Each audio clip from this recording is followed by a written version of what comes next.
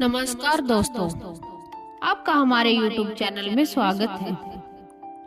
आज भी हम आपके लिए एक बहुत ही प्यारी, नई और प्रेरणादायक कहानी लेके आए हैं और इस कहानी को आप अंत तक जरूर सुने।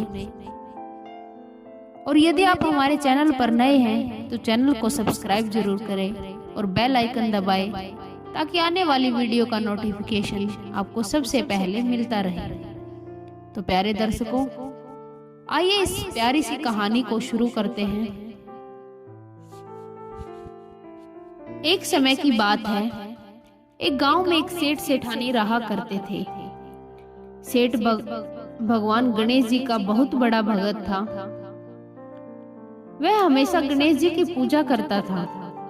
वह कोई भी काम करने से पहले कभी भी भगवान को याद करना नहीं भूलता था और गणेश जी भी उन पर बहुत प्रसन्न थे, क्योंकि वह हर समय गणेश जी को मानता था, उनकी पूजा करता था और उनकी आज्ञा पाकर ही हर काम करता था। एक बार भगवान गणेश जी रूप बदलकर उस सेठ के खेतों के पास से गुजर रहे थे। उस समय गणेश जी को भूख लगी, बहुत ही ज्यादा भूख लगी हुई थी। गणेश जी ने सोचा कि कुछ खा लेता हूँ। यह तो उसी सेठ का खेत है जो नियमित रूप से मेरी पूजा करता है। भूख बहुत जोरों से की लगी है, गेहूं के कुछ दाने तोड़कर खा लेता हूँ। गणेश जी ने सेठ के खेत से गेहूं के 12 दाने तोड़कर खा लिए। तभी उन्हें एहसास हुआ कि मैंने यह कैसी भूल कर दी है। मैंने सेठ से बिना पूछे ही उसके खेतों से गेहूं के दाने खा लिए हैं। यह तो एक तरह से चोरी हुई और इस बात का दंड मुझे स्वयं ही भोगना होगा। यह सोचकर अब गणेश जी एक साधारण लड़के के रूप धारण कर लिया और फिर सेठ के पास पहुंच गए। वहां जाकर सेठ जी से बोले, प्रणाम सेठ जी, मेरा नाम गणेश है, क्या मुझे कोई काम मिलेगा? मैं बड़ी दूर से आया हूँ और यदि आप मुझे कोई काम दे दोगे तो आपकी बड़ी मेहरबानी होगी। सेठ जी बोले, गणेशा, मैं तुझे काम तो दे देता, पर आजकल मेरा काम में भी बहुत घाटा चल रहा है। मैं तुझे तनख्वाह नहीं दे पाऊंगा। हाँ, मेरे पास तुझे 2 वक्त की रोटी और रहने की जगह अवश्य मिल जाएगी। गणेश जी ने कहा, ठीक है सेठ जी, मैं सारा काम कर लूंगा, आप चिंता मत करो। गणेश जी नौकर के रूप में सेठ के घर नौकरी करने लगे। वह घर और दुकान का सारा काम संभाल लेते थे, जिसे सेठ बहुत खुश होता था।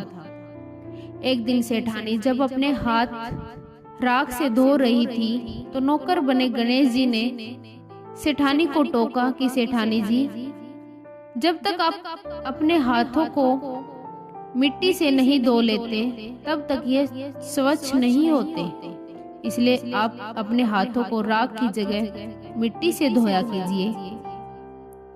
सेठानी गुस्से में बोली, तू एक नौकर होकर मुझे यह सब समझाएगा क्या? तेरी हिम्मत कैसे हुई?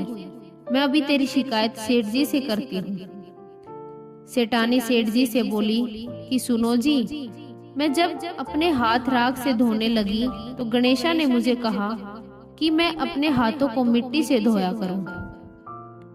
क्या यह बात सही है? सेठ जी बोले कि गणेशा, बात तो तू सही कह रहा है। जब तक मिट्टी से हाथ नहीं धो लेते तब तक हाथ स्वच्छ और साफ नहीं होते। तब सेठानी से बोले कि यह गणेशा तो बहुत समझदारी की बातें करता है, हमारा भला सोचता है। फिर सेठानी सेठ जी से बोली, सेठ जी, कल मुझे गंगा स्नान के लिए जाना है, क्या आप मेरे साथ चलोगे? सेठ जी बोले, कल्याणी, तुम एक काम करो, कल गणेशा के साथ ही गंगा स्नान के लिए चली जाना। मुझे दुकान पर कुछ जरूरी काम है। गणेशा ने कहा, ठीक है सेठ जी, आप चिंता मत करो, मैं सेठानी जी का पूरा ध्यान रखूंगा और अच्छे से गंगा स्नान करवा दूंगा। अगली सुबह सेठानी गणेशा के साथ गंगा घाट पहुंची सेठानी गंगा के किनारे पर ही बैठकर स्नान कर रही थी। गणेश जी ने यह देखा तो वह वहां गए और सेठानी जी को बीच गंगा में डुबकी लगवाकर वापस किनारे पर ले आए। सेठानी जी बहुत गुस्सा हो गई। उन्होंने गणेशा से कहा, गणेशा, यह तुमने क्या किया?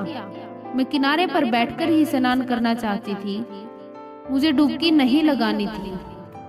तब गणेशा ने कहा, सेठानी जी, जब तक गंगा स्नान के लिए गंगा जी में डुबकी ना लगाई जाए तब तक मोक्ष की प्राप्ति नहीं होती।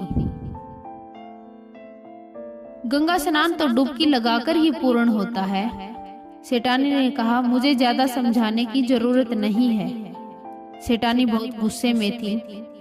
सेठानी घर जाकर यह बात सेठ जी को बताती है। तब सेठ जी गणेशा से पूछते हैं कि गणेशा, तुमने ऐसा क्यों किया?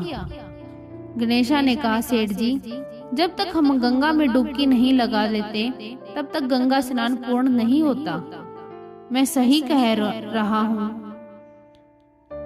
और किनारे पर बैठकर गंगा स्नान करने का क्या फायदा? सेठ जी बोले, यह गणेशा तो बड़ी बुद्धिमानी की बातें करता है, हमारे बारे में कितना अच्छा सोचता है। इस तरह गणेशा अब सारे काम करने लगा था। ऐसे ही दिन बीत रहे थे। गणेशा के आ जाने से अब सेठ जी का व्यापार भी अच्छा चलने लगा था। एक दिन सेठ जी ने अपने घर में पूजा का आयोजन किया और गणेशा से सेठानी जी को बुलवाने के लिए कहा। उन्होंने कहा कि गणेशा, जाओ और सेठानी जी को पूजा के लिए बुला लाओ, पूजा का समय हो रहा है। गणेशा ने कहा, ठीक है सेठ जी, मैं अभी सेठानी जी को बुला कर लाता हूँ। गणेशा सेठानी जी को बुलाने चला जाता है। वह देखता है कि सेठानी जी ने पूजा के लिए काली साड़ी पहनी रखी है। सेठानी ने पूजा के लिए काली साड़ी पहन रखी है। वह सेठानी जी से कहता है कि आपने यह काली साड़ी क्यों पहनी है? आप पूजा में काली साड़ी ना पहने लाल रंग की साड़ी पहनकर चलो। पूजा में लाल रंग शुभ माना जाता है। सेठानी बोली, मैं काली साड़ी ही पहनूंगी। मैं कपड़े बदल चुकी हूँ, अब मैं दोबारा तैयार नहीं हो सकती। तुम मुझे इस तरह से उपदेश देने वाले होते कौन हो? मैं अभी जाकर सेठ जी से तुम्हारी शिकायत करती हूँ। वह जाकर सारी बात सेठ जी को बता देती है। सेठ सारी बातें सुनते हैं और कहते हैं, यह बातें हमें याद नहीं रहती। गणेशा ठीक ही कह रहा है, पूजा कार्य में लाल रंग शुभ माना जाता है। एक काम करो, तुम लाल रंग की साड़ी पहन कर आओ। सेठ जी सोचने लगे कि गणेशा तो हमेशा हमारी अच्छाई के बारे में ही सोचता है, वरना कौन आजकल किसी की भलाई के बारे में सोचता है। उस दिन सेठ जी ने अपने घर में गणेश पूजन का आयोजन किया हुआ था। तब गणेशा मूर्ति के स्थान पर बैठ जाता है। यह देखकर सेठ जी को गुस्सा आ जाता है। वह कहते हैं, गणेशा, यह कहाँ की समझदारी है? मैं तो समझता था कि तुम बहुत समझदार हो, बड़ी बड़ी ज्ञान की बातें करते हो, और आज खुद ही अज्ञानी बनकर उस स्थान पर बैठ गए हो जो गणेश जी की मूर्ति का स्थान है। गणेशा बोला, अच्छा, फिर तो मैं बिल्कुल सही स्थान पर बैठा हूँ। देखते ही देखते गणेशा भगवान गणेश जी के रूप में आ जाते हैं और यह सब देखकर सेठ बहुत आश्चर्यचकित रह जाता है और कहता है कि प्रभु, आप एक नौकर के रूप में, हमसे बहुत बड़ी भूल हो गई है प्रभु, हम आपको पहचान नहीं पाए, हमें क्षमा कर दो भगवान। सेठानी बोली, प्रभु, मैंने आपको नौकर समझकर न जाने कितना कुछ कह दिया है, मुझे माफ कर दो। भगवान गणेश बोले, तुम दोनों व्यर्थ ही परेशान हो रहे हो। मैं तो खुद आपके घर में नौकर बनकर आया था। मैंने तुम्हारे खेत से गेहूं के 12 दाने चुरा कर खा लिए थे, इसलिए मैं उसी का ऋण चुकाने के लिए तुम्हारे घर में नौकर बनकर आया था। मेरा आशीर्वाद हमेशा तुम पर बना रहेगा। तुम्हारे घर में धन, वैभव और समृद्धि की कभी कमी नहीं होगी। तुम इस लोक के सुखों को भोग कर अंत में स्वर्ग को प्राप्त करोगे। इतना कहकर भगवान गणेश जी अंतर्धान हो गए। उस दिन सेठ सेठानी के घर में खुशियों के भंडार भर गए। तो प्यारे दर्शकों, कैसी लगी आज की कहानी? अगर अच्छी लगी हो तो इसे लाइक करें, शेयर करें और कमेंट करके हमें जरूर बताएं। धन्यवाद दोस्तों।